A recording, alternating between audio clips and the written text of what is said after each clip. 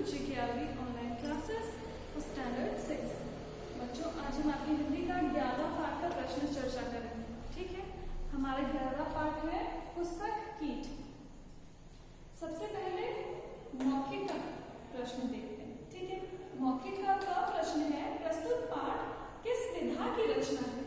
तो इसका उत्तर लिखेंगे प्रस्तुत पाठ एकांकी विधा की रचना है। ठीक है, प्रश्न का देखो, निर्मला को भीमसेनी तथा तोती कहकर क्यों बुलाते थे। निर्मला को बिना सोचे समझे रट्टा लगाने के कारण तोती एवं उसके दुर्बल काया के कारण मजाक में भीमसेनी बुलाते थे। ठीक है, जो निर्मला थी वो बिना सोचे समझे रट्टा लगाती थी, याद करती थी, उसको कुछ समझ में आता नहीं था, इसीलिए उसको तोती बुलाते थे। और वो पतली दुबली सी थी। और भीमसेन जो थे, भीम पांडव में से एक भाई, भीम बहुत शक्तिशाली थे, बलवान थे, और निर्मला बहुत कमजोर थी, पतली सी थी, इसीलिए उसको मजाक के रूप में, मजाक के तौर पर उसको भीमसेनी बुलाते थे। ठीक है, अभी ग प्रश्न देखो, निर्मला की दिनचर्या क्या थी। निर्मला की दिनचर्या क्या थी। निर्मला दिन भर पढ़ती रहती थी। ठीक है, वो भी बिना समझे, उसको कुछ समझ नहीं आता था, लेकिन वो रट्टा लगाती रहती थी, दिन भर वो रट्टा लगाती थी। पढ़ाई के चलते वह घर का कोई काम नहीं कर पाती थी। ठीक है, हमेशा उसके ध्यान में ये रहता था कि मुझे पढ़ना है, और इस चक्कर में वो घर का कोई भी काम नहीं कर पाती थी। वो सैर के वक्त भी पढ़ती थी, जब बाकी लोग घूमने जाते थे तब वो पढ़ती रहती थी। अक्सर रात को उठकर सोते सोते पाठ रटने लगती। रात के समय सोते हुए अचानक से उठ जाती और नींद में पाठ बड़बड़ाने लगती थी। सहेलियों के बुलाने पर ना कहीं जाती, उसकी जब सहेलियां उसको बुलाती थी चलो थोड़ा घूम कर आते हैं, कभी भी वो नहीं जाती थी। ना पिकनिक पर ना यात्रा पर जाती, ना वो कभी पिकनिक पर घूमने जाती थी, ना कभी कहीं यात्रा पर जाती थी। पढ़ाई के चक्कर में, पढ़ने के चक्कर में उसका पूरा जो दिनचर्या था वो पूरा बिगड़ा हुआ था। और जिस चीज को करने के लिए वो घर पे रुकती थी, जिस चीज को वो पूरा ध्यान लगा करती थी, वही काम नहीं होता था उससे ढंग से। वो क्या पढ़े उसको खुद ही समझ में आता था। ठीक है, अभी घ प्रश्न देखो, सुलेखा ने निर्मला को भीमसेनी कहने का क्या कारण बताया। इसका उत्तर होगा घ का, सुलेखा ने निर्मला को भीमसेनी उसकी पतली दुबली काया के कारण व्यंग्य के रूप में कहती थी। सुलेखा ने नहीं होगा बेटा, सुलेखा। सुलेखा निर्मला को भीमसेनी उसकी पतली दुबली काया के कारण व्यंग्य के रूप में कहती थी। जो निर्मला थी वो पतली थी, पतली दुबली सी थी, इसलिए सुलेखा उसका मजाक उड़ाती थी, भीमसेनी भीमसेनी बोलकर। ठीक है, ठीक है बेटा, दूसरा प्रश्न है मेरी लेखनी बहुविकल्पीय प्रश्न। सही उत्तर पर सही का चिन्ह लगाइए। ठीक है, क है, घंटी बजते ही कक्षा की ओर कौन तेजी से जा रही थी। कुसुम, मालती, लता की सुलेखा। मालती। ठीक है, ख प्रश्न देखिए, लता और कुसुम मालती को हॉल में क्या दिखाने के लिए ले जाना चाहती थी। नाटक, सिनेमा, मुकदमा की नृत्य। सही, राइट, मुकदमा। ठीक है, इस पे सही का निशान लगाइए। अभी ग प्रश्न देखो बेटा, मेज पर कौन रोल बजाती थी। अध्यापिका, कुसुम, निर्मला की लता। वेरी गुड, अध्यापिका। अध्यापिका पे सही का निशान लगाइए। अभी घ प्रश्न देखो, निर्मला पेरिस को कहाँ की राजधानी बताती है। अमेरिका की, भारत की, रूस की कि चीन की। सही, राइट, अमेरिका की। तो अमेरिका की में सही का निशान लगाओ। अभी वह प्रश्न पर आओ, स्कूल बंद होने पर अध्यापिका ने अपने साथ निर्मला को कहाँ घूमने चलने का प्रस्ताव दिया। कुल्लू, शिमला, मनाली की मसूरी। गुड, शिमला। अभी हम लोग व्याकरण, भाषा और व्याकरण के भाग पर आएंगे। ये देखो बेटा, भाषा और व्याकरण का पहला प्रश्न है, अर्थ के आधार पर 8 प्रकार के वाक्यों का एक एक उदाहरण लिखिए। ठीक है, ये अपने आप से करेंगे। विधानवाचक वाक्य का एक उदाहरण देंगे, बारिश हो रही है। ठीक है। निषेधवाचक वाक्य, मैं नहीं जाऊंगी। प्रश्नवाचक वाक्य, तुम्हारा नाम क्या है। आज्ञावाचक, बैठ जाओ या आप बैठ जाइए। इच्छावाचक, आपकी यात्रा मंगलमय हो। ठीक है। अगला देखो संदेहवाचक, शायद आज बारिश होगी। ठीक है। संकेतवाचक वाक्य, यदि पढ़ोगे तभी उत्तीर्ण होगे। विस्मयवाचक वाक्य होगा, वाह क्या खेल खेला है। आप अपनी तरफ से भी ये वाक्य वाला कर सकते हैं। अभी दूसरे प्रश्न पर आइए। नीचे दिए गए शब्दों के दो दो पर्यायवाची शब्द लिखिए। ठीक है। पाठशाला का 2 लिखेंगे, स्कूल और विद्यालय। अध्यापिका का लिखेंगे शिक्षिका, गुरु। सहेली का लिखेंगे सखी और अली। पर्वत का लिखेंगे पहाड़ और गिरी। आंख का लिखेंगे नेत्र और लोचन। ठीक है। तीसरा प्रश्न देखो, नीचे दिए गए शब्दों के वर्ण विच्छेद कीजिए। ठीक है। वर्ण विच्छेद करना आपको, तो ये पहला आपके लिए करके दिया गया है। दूसरा देखेंगे हम लोग, स्वागत। देखो स आधा है तो हम बता देंगे स आधा है। ठीक है। स हो गया। अभी उसके बाद वा। वा कैसे बना, जब आधा व में आ की मात्रा मिली तो बना वा। ठीक है।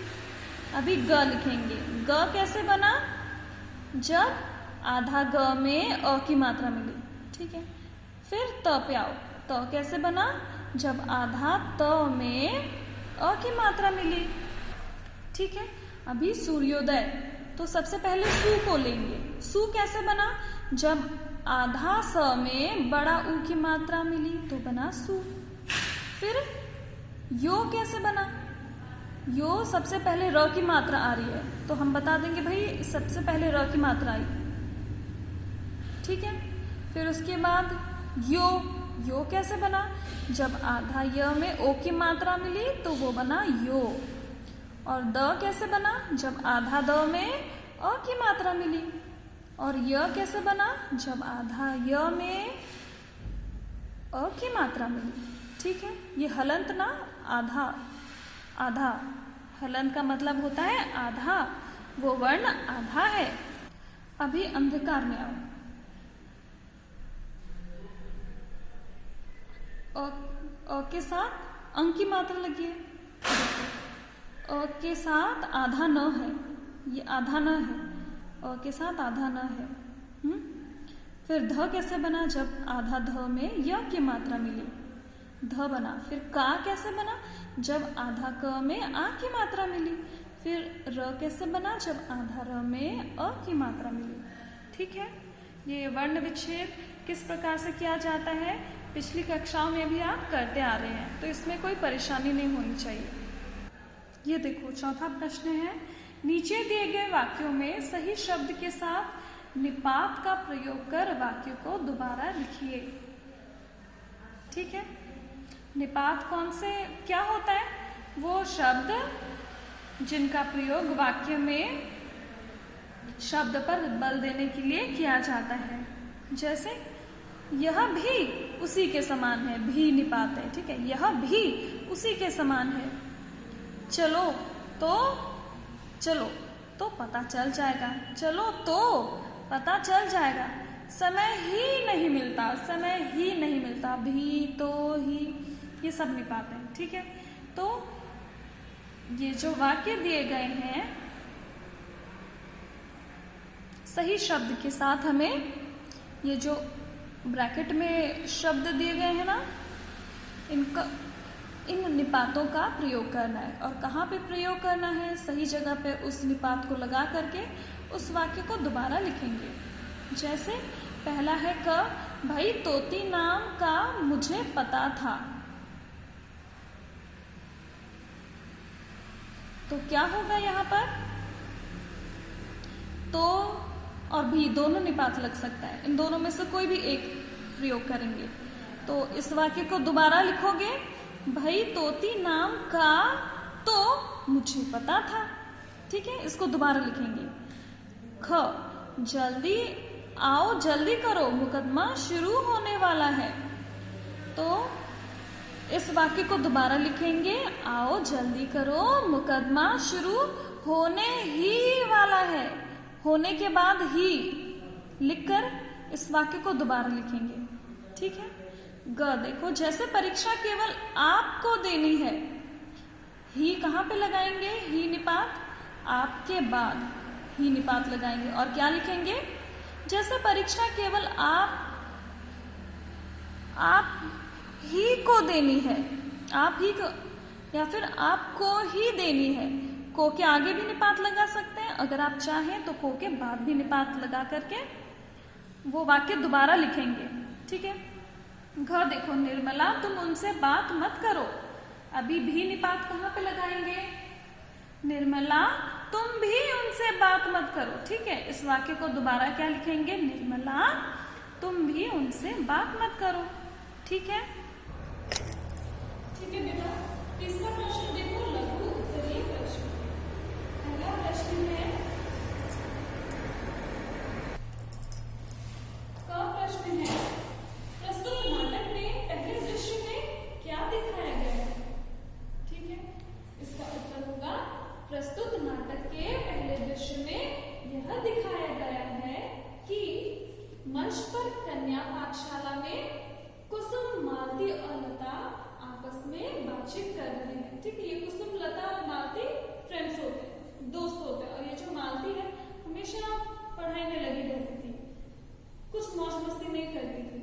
तो मालती को दिखाने के लिए वो लोग ले जाते हैं कि पढ़ाई के साथ साथ खेल कूद, घूमना फिरना, सैर सपाटा भी जीवन का एक महत्वपूर्ण है, ठीक है। मंच पर कन्या पाठशाला में कुसुम, मालती और लता आपस में बातचीत कर रही हैं। कुसुम और लता अपनी सहेली मालती को हॉल में आग्रह सहित निर्मला का मुकदमा दिखाने ले जाती है, ठीक है। वो बहुत ही आग्रह सहित यानी रिक्वेस्ट करते थे, नहीं चलो चलो चलो, जोर जबरदस्ती थोड़ा उस तरीके से बहुत रिक्वेस्ट कर करके, प्रार्थना कर करके चलो चलो उसको जबरदस्ती ले जाते हैं मालती को कि चलो निर्मला आज मुकदमा होने वाला है, तुम्हें मुकदमा दिखाते हैं।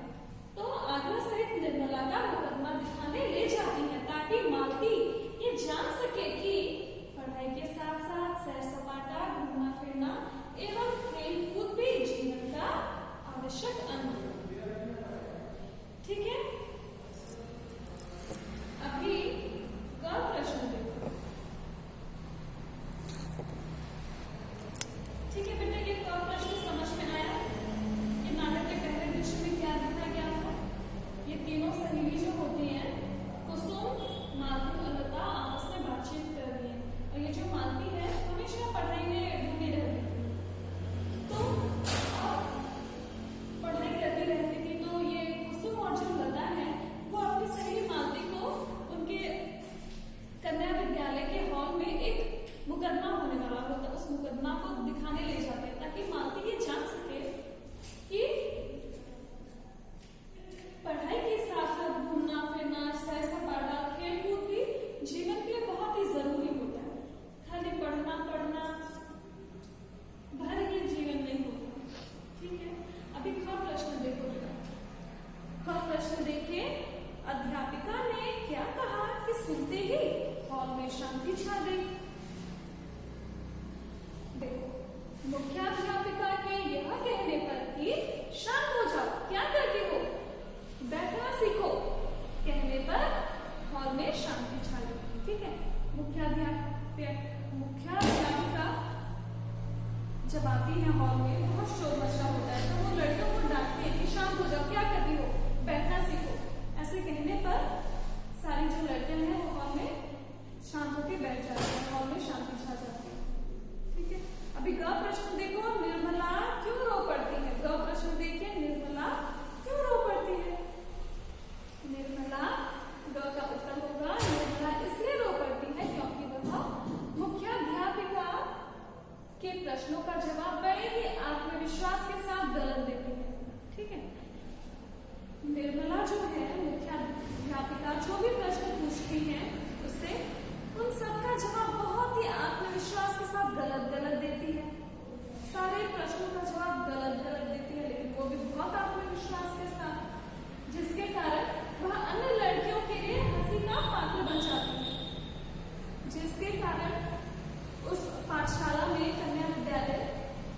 जितनी भी लड़कियां थी निर्मला का जवाब सुनकर वो अपनी हंसी को रोक नहीं पा रही थी कि इसका दिमाग कहाँ है, इसको बिल्कुल भी होश नहीं है कि ये बोल क्या रही है। इस कारण जो बाकी लड़कियां होती है विद्यालय की, उनकी हंसी फूट पड़ती, वो अपनी हंसी को रोक नहीं पाते और ये सब देखकर फिर निर्मला को रोना आ जाता है कि सब मेरा मजाक उड़ा रहे हैं। ठीक है, नोट कीजिए बेटा। प्रश्न देखो बेटा, दिन भर पढ़ने पर भी निर्मला प्रश्नों के उत्तर क्यों नहीं याद कर पाती? इसका उत्तर होगा, दिन भर पढ़ने पर भी निर्मला प्रश्नों के उत्तर इसलिए नहीं याद कर पाती थी क्योंकि दिन भर पढ़ने के कारण एवं आराम ना करने के कारण उसका स्वास्थ्य गिरने लगा था। वह चिड़चिड़ी हो गई थी, पाठ का केवल रट्टा लगाती थी, उसे समझती नहीं थी। ठीक है, दिन भर पढ़ने पर भी निर्मला प्रश्नों के उत्तर इसीलिए नहीं याद कर पाती थी क्योंकि वो एक तो दिन भर पढ़ती थी और इसके कारण वो आराम भी नहीं कर पाती थी, जिसके कारण उसका स्वास्थ्य गिरने लगा, उसकी तबीयत खराब होने लगी और वो चिड़चिड़ी होने लगी। और इस दौरान जब वो पढ़ती थी तो उसका मानसिक स्वास्थ्य भी बिगड़ गया था। तो वो पाठ का केवल रट्टा लगाती थी, उसे समझने का कोशिश नहीं करती थी, समझने का प्रयास नहीं करती थी। ठीक है, अभी तो वो प्रश्न पर आइए आप लोग। अंत में मुख्याध्यापिका ने निर्मला को क्या सजा सुनाई? इस नाटक के इस एकांकी के अंत में मुख्याध्यापिका ने निर्मला को क्या सजा सुनाई? अंत में मुख्याध्यापिका ने निर्मला को यह सजा सुनाई कि वह 3 महीने तक किताबों की सूरत न देखे, अपनी सब किताबें अपनी मुख्याध्यापिका के पास जमा करवा दे और इस दौरान वह किसी पहाड़ी पर जाकर रहे और वहां से लौटकर उसे 1 घंटा खेलना और 2 घंटा घूमना होगा।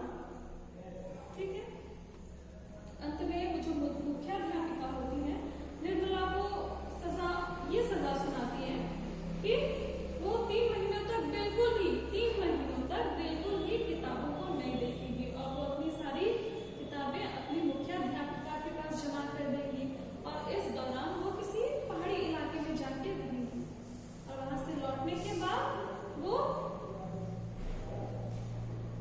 1 घंटा डेली खेलेगी, हमेशा खेलेगी प्रतिदिन, और 2 घंटा वो घूमेगी। अच्छी सजा थी ना? नोट करो। अभी हम लोग चौथा प्रश्न दीर्घ उत्तरीय प्रश्न करेंगे। ठीक है, देखो का प्रश्न, इस एकांकी या नाटक के अनुसार निर्मला को पुस्तक कीट क्यों कहा गया है और इसका क्या अर्थ है? ठीक है, इसका उत्तर लिखेंगे। का उत्तर होगा, इस नाटक के अनुसार निर्मला को पुस्तक कीट इसलिए कहा गया है क्योंकि वह पुस्तक के कीड़े के समान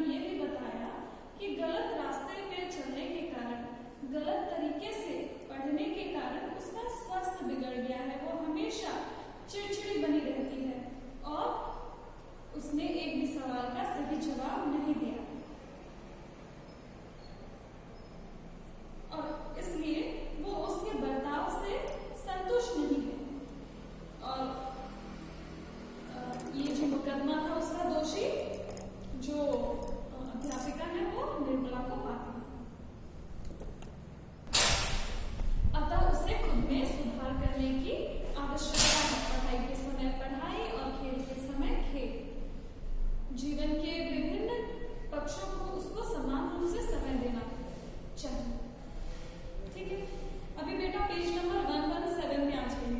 117 का एक छूट गया था हमसे, ठीक है। 117 का पेज नंबर 117 का 5वां प्रश्न छूट गया था मुझसे, तो मैं बता रही हूँ। नीचे दिए गए वाक्यों में सही का निशान लगाकर बताइए कि वह वाक्य का कौन सा भेद है, ठीक है। वो सरल वाक्य है, संयुक्त वाक्य है, मिश्र वाक्य। क देखो बेटा, क 5वां प्रश्न का कमावती ने बड़ी योग्यता से सब कुछ याद किया है। सरल वाक्य होगा, संयुक्त वाक्य होगा या मिश्र वाक्य? सरल वाक्य होगा। जो क है वो सरल वाक्य है, ठीक है। तो सरल वाक्य के सामने आप लोग सही का निशान लगाएंगे। अभी ख प्रश्न देखो, मैं उसे आज्ञा देती हूँ कि 3 महीने तक किताबों की सूरत ना देखे। ये सरल वाक्य होगा, संयुक्त वाक्य होगा कि मिश्र वाक्य? ये मिश्र वाक्य होगा।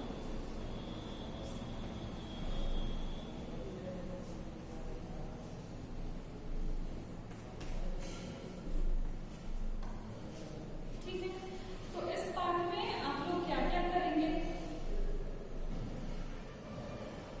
ये जो भाषा व्याकरण का जो भाग है उसको तो आप बुक में ही फिलअप करेंगे, और भी मौखिक का भी आप पेंसिल से साइड बगल में लिख देंगे। मेरी लेखनी में भी आप जो विकल्प है उसके आगे सही का निशान लगाएंगे। और आप इस पाठ में क्या करेंगे? इस पाठ में आप लोग शब्दार्थ लिखेंगे, ठीक है। और अपनी तरफ से भी कुछ शब्दार्थ आप ढूंढ के लिख सकते हैं, तो आप लिख लीजिए। और फिर उसके बाद शब्दार्थ लिखा, फिर लघु उत्तरीय प्रश्न करेंगे, फिर दीर्घ उत्तरीय प्रश्न करेंगे, ठीक है।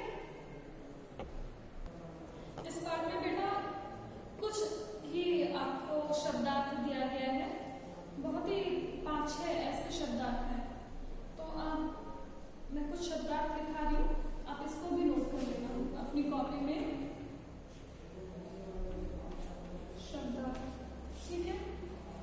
बुक में जो शब्दार्थ दिया गया है वो तो आप लिखेंगे, ये एक्स्ट्रा है जो आप अपनी कॉपी में करेंगे, ठीक है।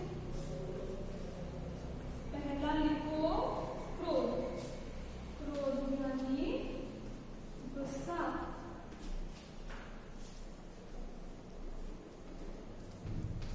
गुस्सा करना,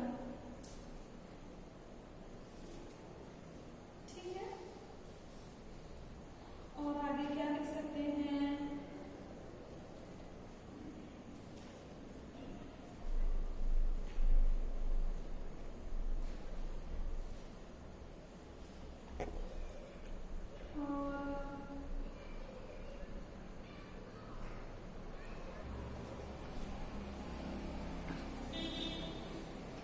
शिकायत यानी दोष लगाना। शिकायत का अर्थ होता है दोष लगाना, ठीक है। और इसके बाद और तो कुछ है नहीं, ये 2 शब्द आप अपनी कॉपी में लिखेंगे, ठीक है। Thank you class. और वो बच्चों, ये पाठ आपको अच्छी तरीके से समझ में आया होगा, ठीक है। अगर आपको पाठ समझ में नहीं आया तो इस पाठ को दोबारा पढ़िए और समझने का प्रयास कीजिए। आप जितनी बार पढ़ेंगे पाठ उतनी बार आपको और समझ में आता जाएगा, और आप प्रश्नों का उत्तर खुद से भी